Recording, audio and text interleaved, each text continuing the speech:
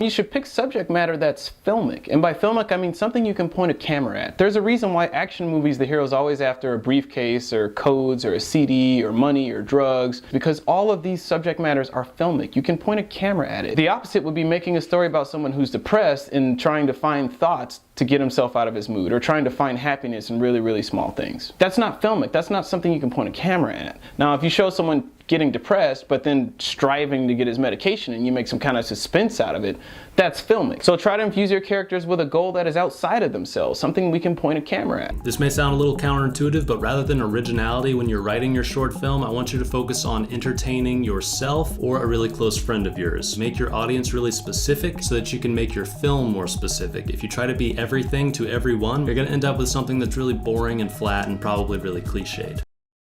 Very important point, make your film simple and small. You want this thing to be 5 minutes or less. Do not make your film longer than 5 minutes if you've never made a movie. It's probably not gonna be good enough to justify being longer than 5 minutes. Also, every aspect of making this movie is gonna be so much easier when you keep the runtime low. As a beginner, the smaller the scale of your film, the better it's gonna end up being. Think about it, would you feel more comfortable making a short film about storming Omaha Beach on D-Day, or a short film about a guy who accidentally superglues himself to his own toilet seat? One of them's gonna be a lot easier to pull off, that's all I'm saying. Go ahead and write out the beginning, the middle, and the end. Just a few simple sentences. It'll basically just be your whole story in a paragraph, and if it's not an interesting paragraph, then you might want to go back to the drawing board.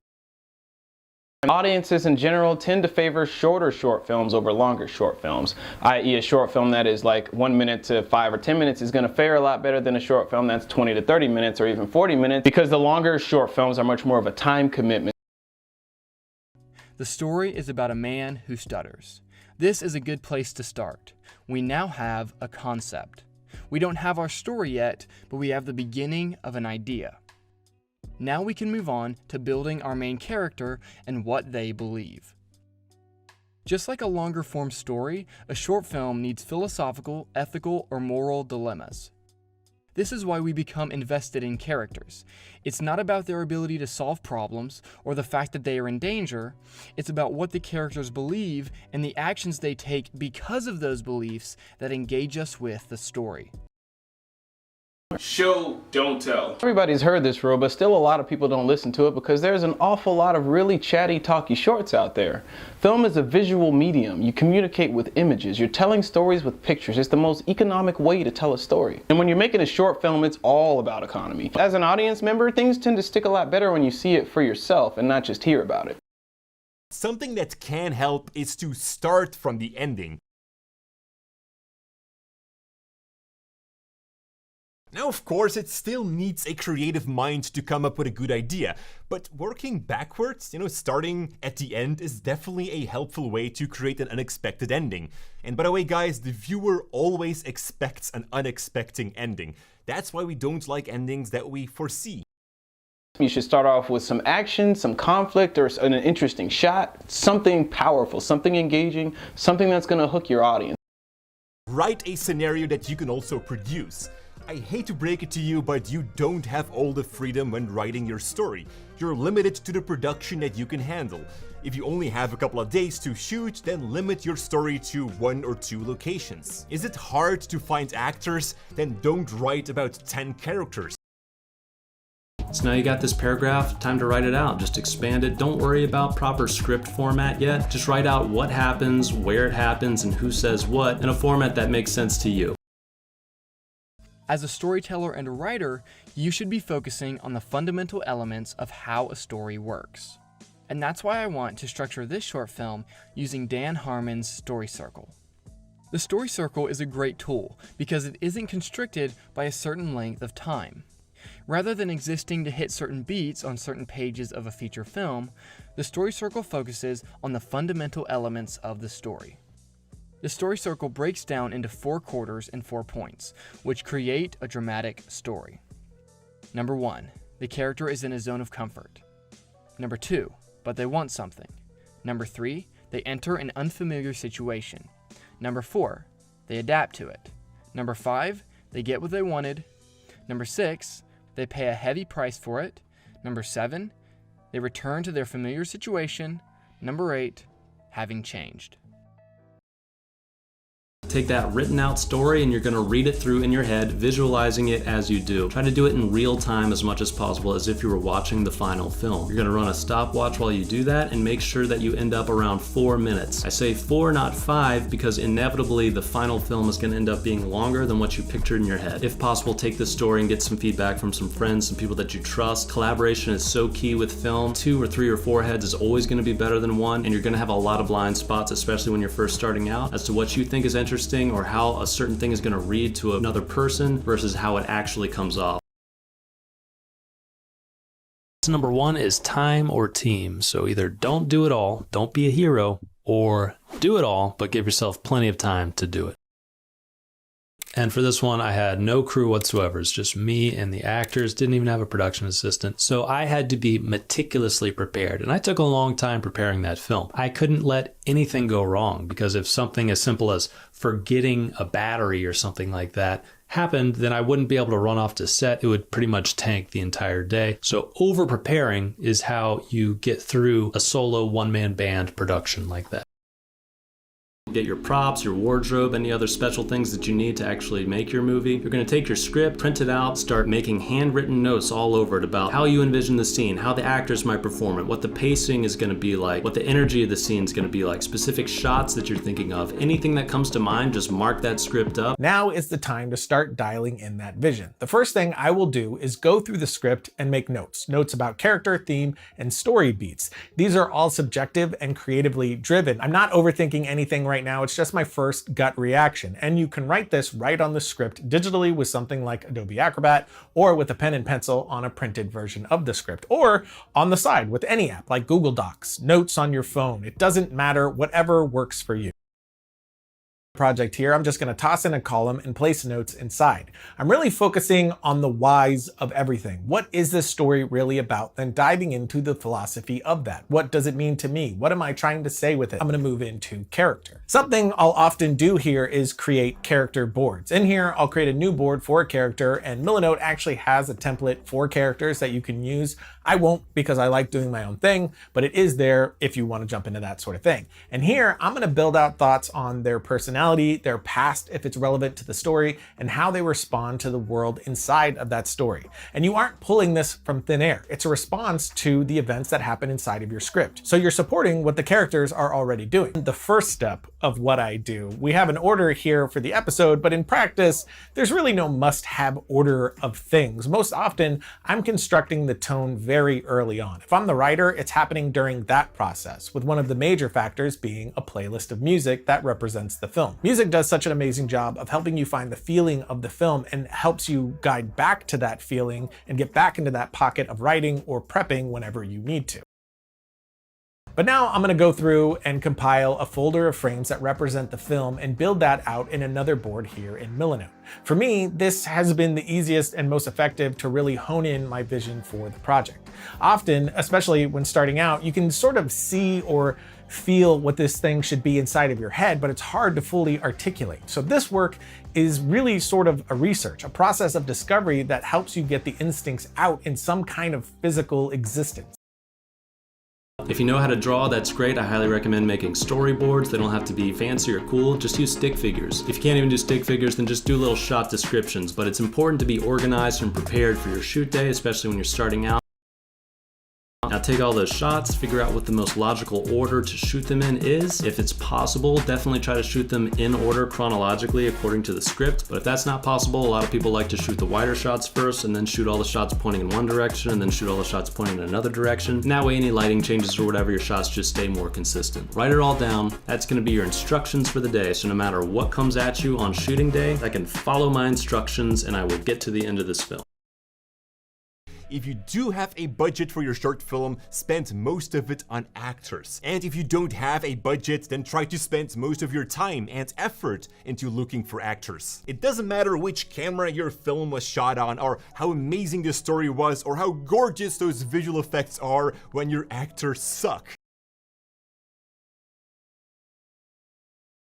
Some filmmakers even do a pre-shoot and record everything run and gun style, then quickly edit it all together and watch the result with a test audience. See what works and what doesn't before you start to throw money on the production.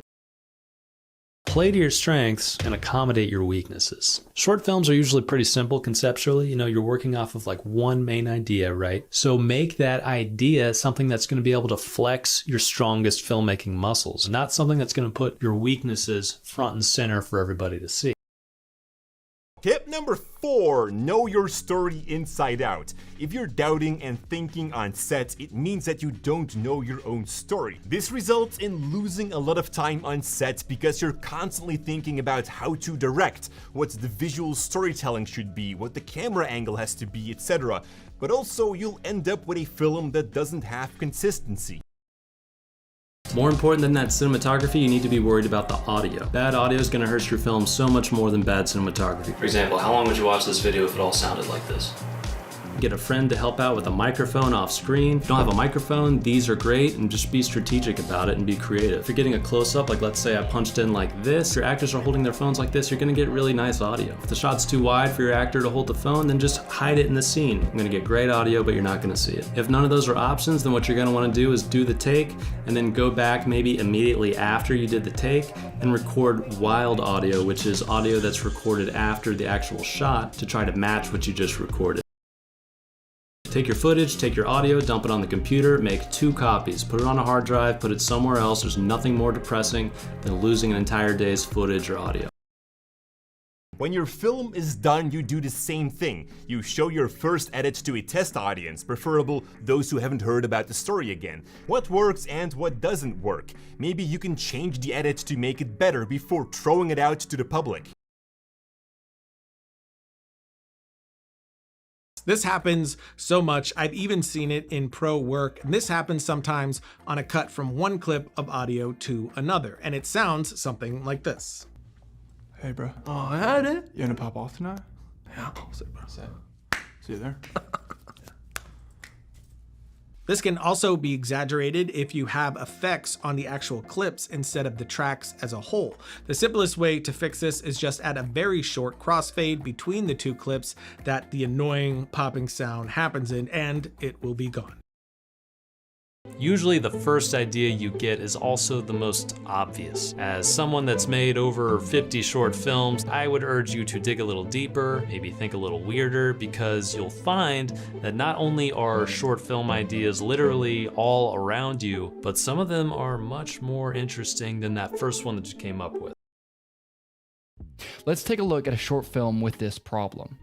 In this short film, Monday, we watch an Asian American hustler named Quan go about his day selling all sorts of things, from drugs to a bike. But throughout the story, there is no philosophical conflict. We never understand why the characters are really doing what they're doing. We don't get any understanding of what the characters believe.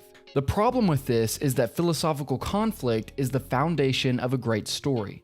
Character action needs to be motivated by beliefs. If there are no beliefs in conflict in the story falls flat. So this is symptom number 1 of short films that want to be feature films. It's that bloated runtime. And if your short film script is between 30 and 50 pages, that means it's probably going to end up being about a 30 to 50 minute long film, which is right square in no man's land for short film runtimes. It's considered too long to be a short, too short to be a feature. Now that doesn't mean you can't tell a great story with a 30 to 50 minute runtime. Look at any TV drama for an example of that. Damn right. But it does mean that your film has to be absolutely incredible if you want to find a home at festivals or even online platforms like Short of the Week. Short films with a big story scope. These films usually end up feeling rushed and overpacked with exposition, and that means the audience usually spends more time playing catch up with the backstory of all these characters and plot points than actually connecting with the story as it plays out. Sticking with audio, here's another one that I've seen all the way up to the pro level, and that's audio only coming from one channel. This can happen depending on what you are using to record, DSLRs, for instance, but like the last one, it's an insanely easy fix. For us, in Premiere, we just use a fill effect. If the audio is coming from the left channel, you just fill right with left, and you are good to go. Exposition for 90% of the story, and then a twist at the end. This is something I see all the time in short scripts. For most of the story, nothing happens. We just learn about the character's world. They don't believe in anything, the characters take no actions until the very end of the story, where there is a big reveal that's supposed to wow and shock the audience. In reality, it does not. Building a story this way is boring because the audience is not attached to the characters. We don't care about an end reveal because there was no interesting story happening beforehand.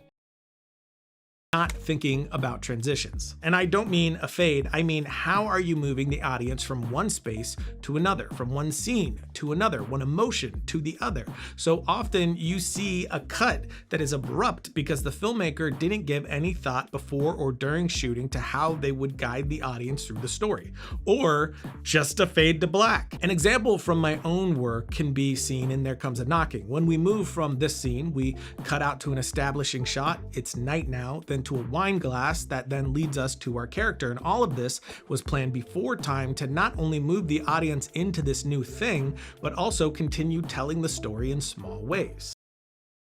A lot of the time, I'll see characters talk about events or give exposition about things that have happened, and that becomes the entire story.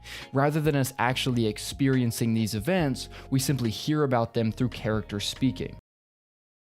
To the number one mistake of first-time filmmakers, which is trying to do too much with your short film. So I'm a big believer that simplicity should always be your friend as a filmmaker, but as a novice, it should be your best friend. And with a short film, typically you're going to be covering one thing, whether that's, one character, one relationship, one desire, one idea. You're usually only gonna have time in this format to focus on one of these things. So you gotta pick your battles with your short film and just don't try to do it all. Picking the wrong music for your piece can lead to comical results when that's not what you intended at all. If you take the music to a 10 when the emotion of the scene really needed a 5, you're gonna end up with some laughable results. Do some tests. Pay attention to how films you love handle music and think about the emotion you were trying to convey. A small, tense moment does not need a massive action cue. A lot of short scripts rely on montages to give the audience what the writer thinks is important, crucial information. But most of the time, these montages are unnecessary. Most of the time, and especially for new writers, avoid montages in your short scripts. Work on developing the skill of telling a full story in a short amount of time without having to turn to weak tactics like a montage. Don't use a montage to just pass off some quick exposition to your audience. Is always a sluggish pace that is the issue. And there's a few things that can cause this, like being in love with a shot. For the benefit of the story, you have to be ruthless with your film. You may love a shot or even a whole scene. It may be one of the most cinematic looking or best scenes in your film, but if it doesn't help tell the story, cut it. Another aspect to this is the pace which you cut your scene. A general rule of thumb is to get into a scene late and out early. Again, going back to the same scene from There Comes a Knocking, I don't show her get the wine bottle or set up in that room. We cut past all of that to only what mattered to me for the story in that scene. And the second we're done with the info needed and the character moment, we cut right out. Then overall, it's a good idea to cut your film tighter. Speed the pace until it feels too fast, then start putting some air back into it until it feels good again. It's a good way to practice tightening the flow of your film since, again, in the early days, the biggest problem is how sluggish it can be. So that can help you find sort of a middle ground by seeing those two extremes.